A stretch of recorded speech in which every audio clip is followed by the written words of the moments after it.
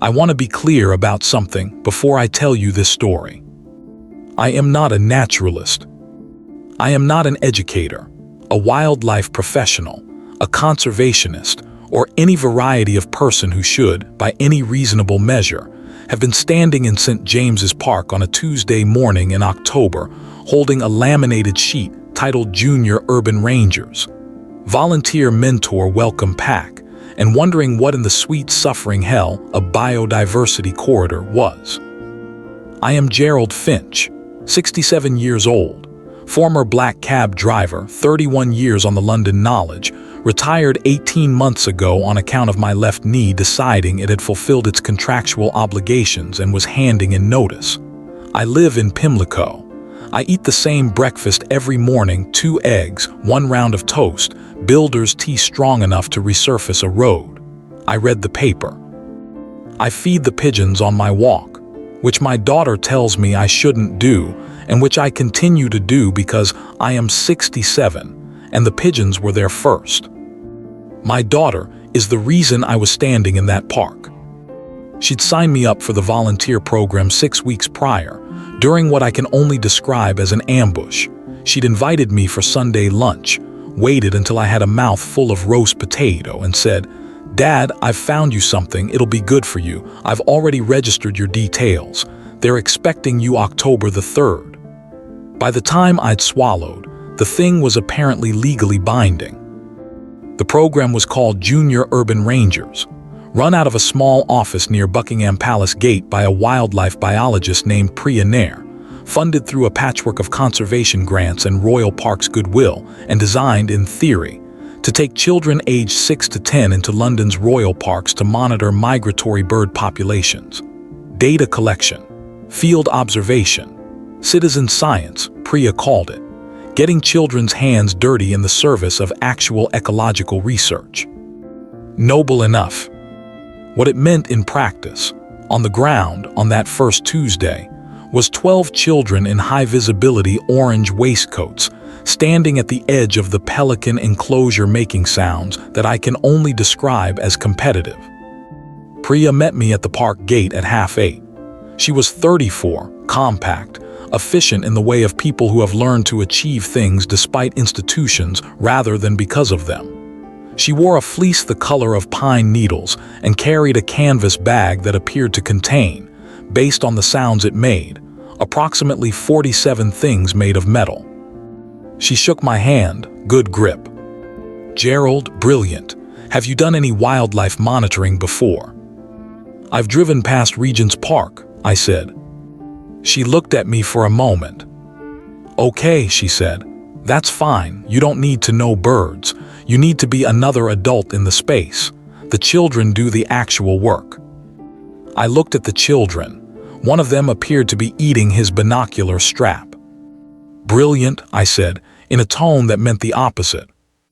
She handed me the laminated welcome pack, which I folded and put in my coat pocket next to my A.Z. I'd brought the A.Z. out of habit.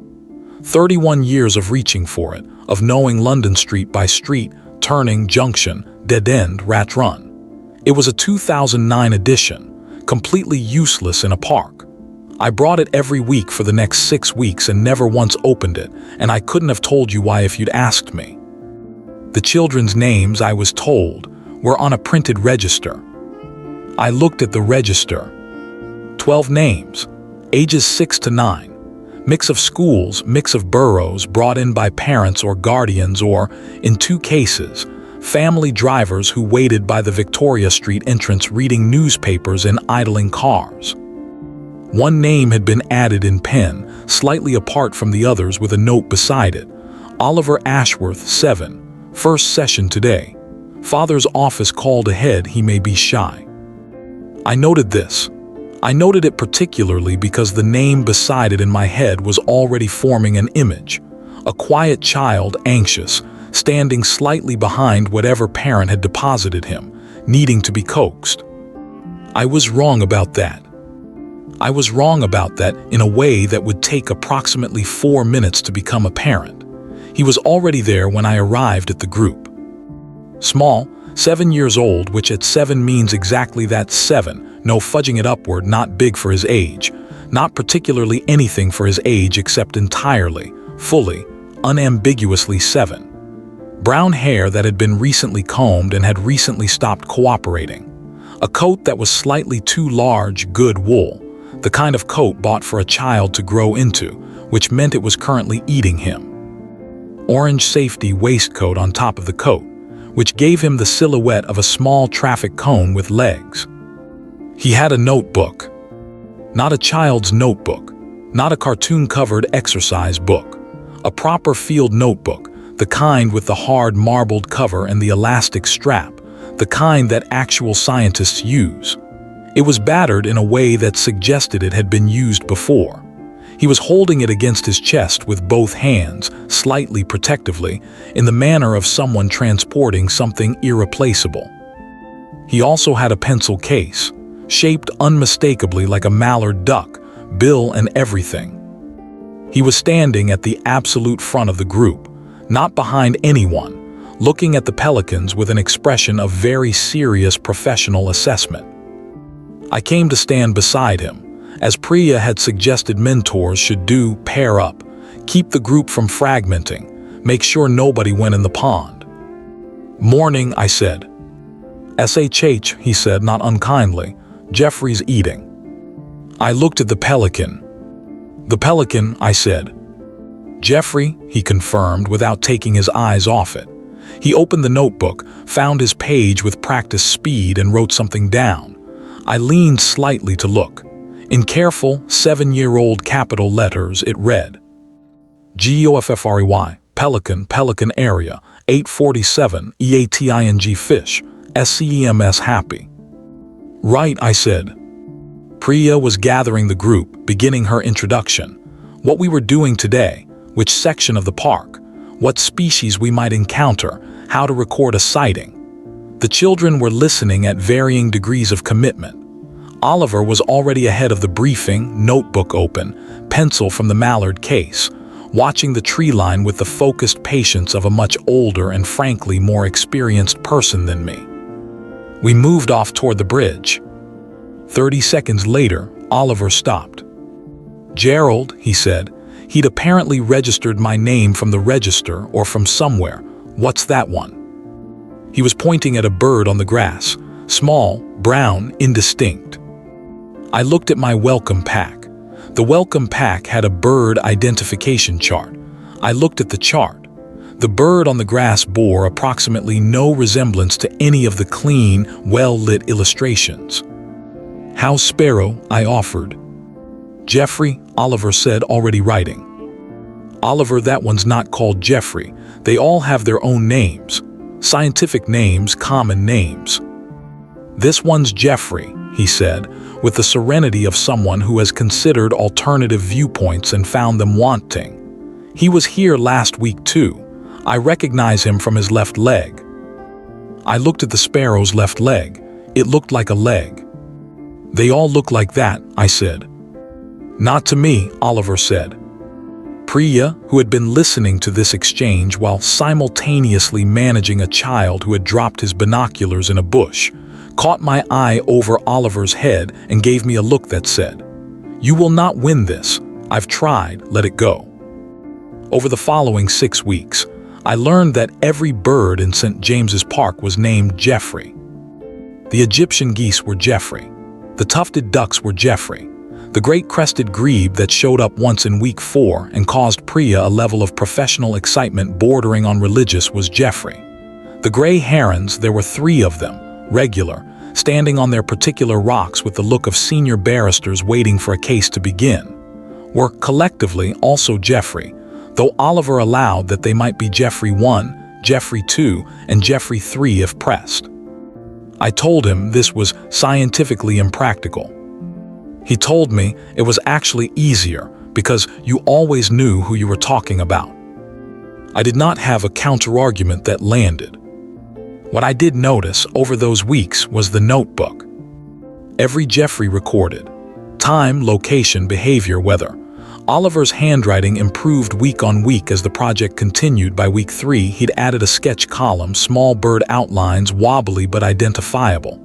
By week 4, he'd started nodding flight direction. By week 5, he was cross-referencing. Jeffrey Grayleg, East Bank, same spot as week 2, week 3. Always morning. Leaves before lunch. I've been a cab driver for 31 years. I knew London the way you know your own hands.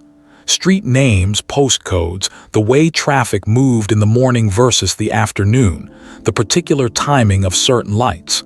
Pattern recognition. That was what the knowledge was at its core, learning to see the structure underneath the surface of things. I watched Oliver fill his notebook week by week, and I recognized what I was looking at. The child was doing the knowledge, but for birds, Derek Holt arrived on a Wednesday. We didn't have sessions on Wednesdays. I wasn't there. None of the children were there. Priya was in her office near Buckingham Palace Gate, working through grant paperwork with the focus of someone defusing a bomb, when there was a knock at her door and Derek Holt came in. I know this because Priya told me about it the following Tuesday in the flat, pre-children 20 minutes before the group assembled, while she was loading her canvas bag, and I was standing with my A, Z, and my T from the kiosk, and her voice had the particular controlled quietness of someone choosing words very carefully to avoid saying worse ones. Derek Holt was 29, Junior Administrator, Royal Parks Infrastructure and Compliance Division. He had a lanyard, a clipboard with a spring-loaded clip that he operated with the enthusiasm of someone who had only recently discovered authority and a problem. Specifically, he had identified that the Junior Urban Rangers program was operating under a biodiversity monitoring volunteer scheme license, subcategory 4B, which permitted supervised citizen science data collection in designated green spaces within the Royal Parks estate. However, he had also identified that data collection activities involving participants under the age of 16, in a context where said data was being submitted to academic or institutional ecological databases, required an additional subclause registration under the Children's Educational Activity in Public Green Spaces Framework, reference number CEAPGS 7, which had apparently been introduced in a statutory update 18 months ago, and which nobody had told Priya about. This was not, he explained, a minor oversight. Without CEAPGS 7 registration, the data the children collected could not be formally submitted. Without formal submission, the program lost its ecological research designation. Without that designation, it reverted to a recreational activity classification, which carried a different insurance framework, different supervision ratios, and a quarterly reporting requirement that Priya's current staffing, herself, and a roster of volunteers who included one 67-year-old former cab driver, could not meet. He wasn't shutting the program down, he said. He was flagging a compliance issue. The CEAPGS 7 registration form was 42 pages. It required institutional sign-off from 2 separate Royal Parks departments, a data handling protocol document, and here was the particularly charming detail: a minimum 3-month processing period. Priya had submitted a counterargument the same afternoon, citing 3 precedent cases of similar citizen science programs that had operated without the subclause registration. Derek Holt had come back with responses to all 3, different data submission pathways, different activity classifications, not applicable. Priya was, she told me, losing. She told me this matter-of-factly, in the way of someone who has decided that honesty is more useful than optimism. The program had 4 weeks left in its current grant cycle. If the compliance issue wasn't resolved or a waiver wasn't granted in that time, the current cohort's data was worthless. They could finish their sessions, but nothing they'd recorded could be used. The whole point of it, the ecological research, the contribution to the park's actual bird migration monitoring, gone. What does that mean for the kids? I asked. It means they did 6 weeks of real work, Priya said, And it counts for nothing, officially. I looked at my Z, I had it in my hand. I do that sometimes, just hold it. 31 years of it being the thing that had the answer, the street, the route, the way through. I'd held it the day my granddaughter died, sitting in the hospital corridor, just held it because my hands needed to be doing something. Millie, she'd have been 9 now, Oliver's age near enough. I put the Z back in my pocket. "What do you need?" I said. Priya looked at me. "I need the data to be so good," she said, "that a waiver becomes the only reasonable option. Derek Holt can block the process. He can't block evidence." I thought about that. I thought about a small boy in a too large coat and a mallard pencil case, and a battered field notebook, and 36 sessions worth of Jeffries, times and locations and flight directions and careful wobbly sketches. "How good would the data need to be?" I said. "The thing about the migratory bird monitoring program run by the Royal Parks Ecology Team, the official one, the one with proper equipment and trained staff and institutional backing, was that it ran quarterly. Spring count, summer count, autumn count, winter count. 4 snapshots a year, cross-referenced with historical data, statistically valid, professionally conducted, written up in reports that went into databases that went into larger databases that fed into national population trend analyses. Good work, serious work. What it wasn't, what it structurally, logistically, could never be was weekly.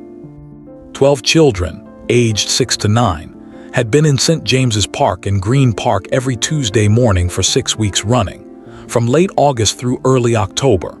6 weeks that bracketed one of the most significant periods in the London migratory calendar, the autumn passage, when species moving south from breeding grounds passed through or stopped over in the capital's green spaces, sometimes for days, sometimes for hours, before continuing.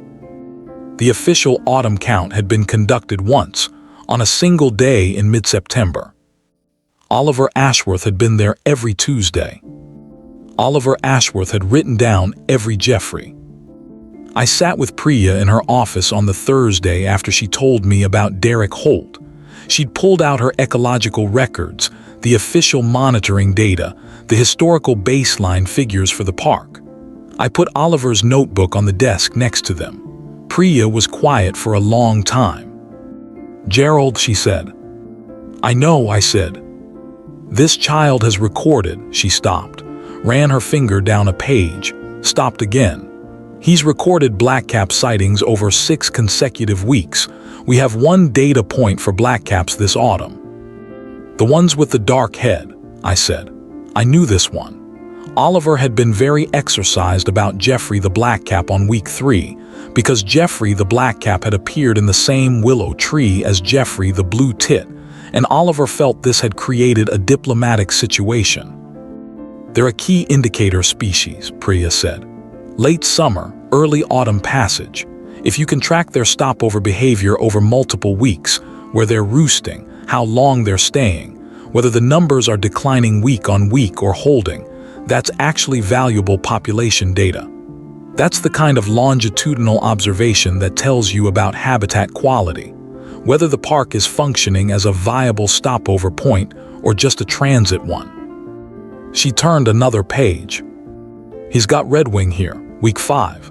2 sightings East Bank 7:48 a.m. "He woke me up about those," I said.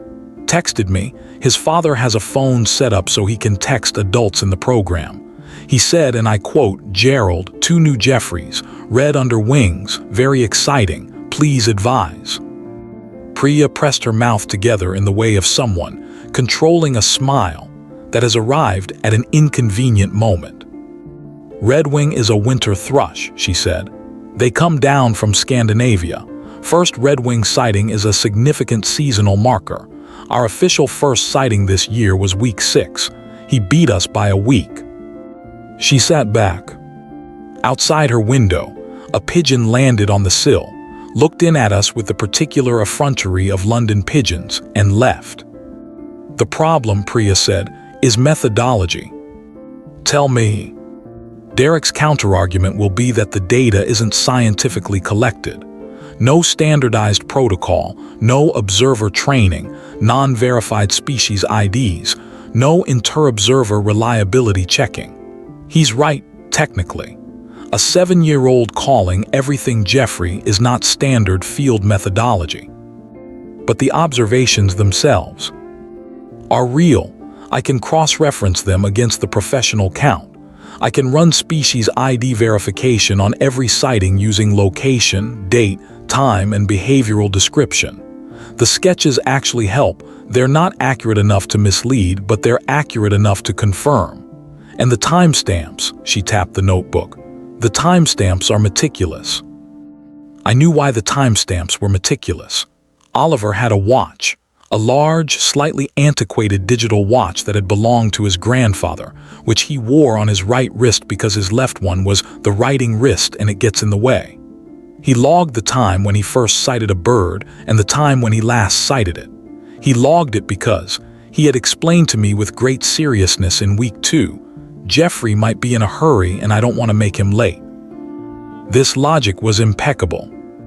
If I can write this up properly, Priya said slowly, cross-reference it with the official data, verify the species IDs, present it as supplementary field observation within the existing monitoring framework, rather than as a competing dataset. How long? 5 days, maybe 6.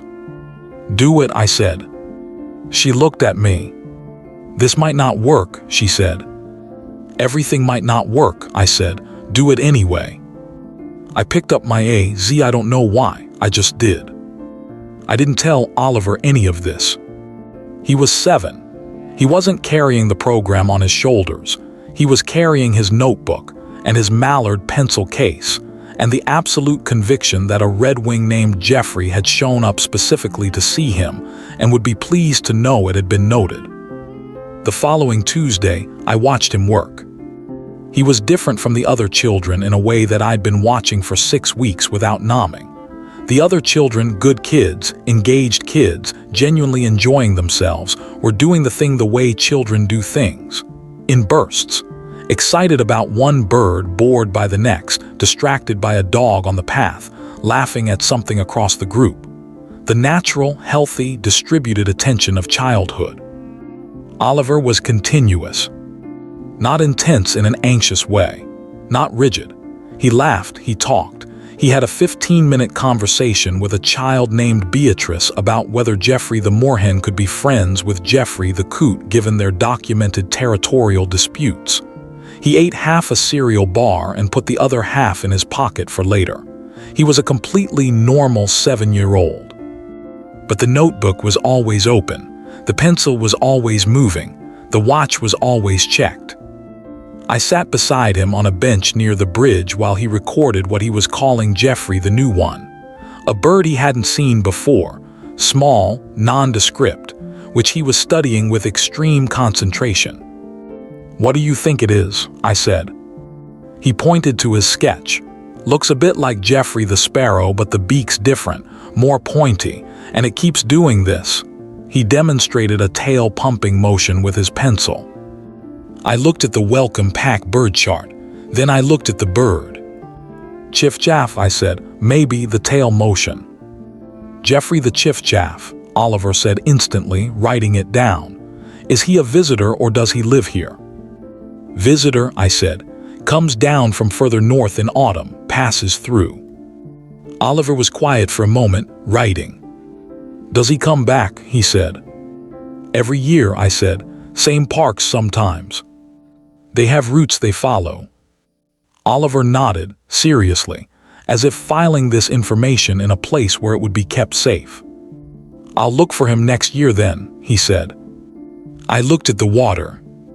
My granddaughter had been very serious about things too, not birds, buses. She'd been obsessed with London bus routes, which routes went where, which numbers she'd ridden and which she hadn't yet. She'd had a notebook for it. Not as tidy as Oliver's, she'd been 6. Her handwriting was more abstract than documentary, but the same impulse.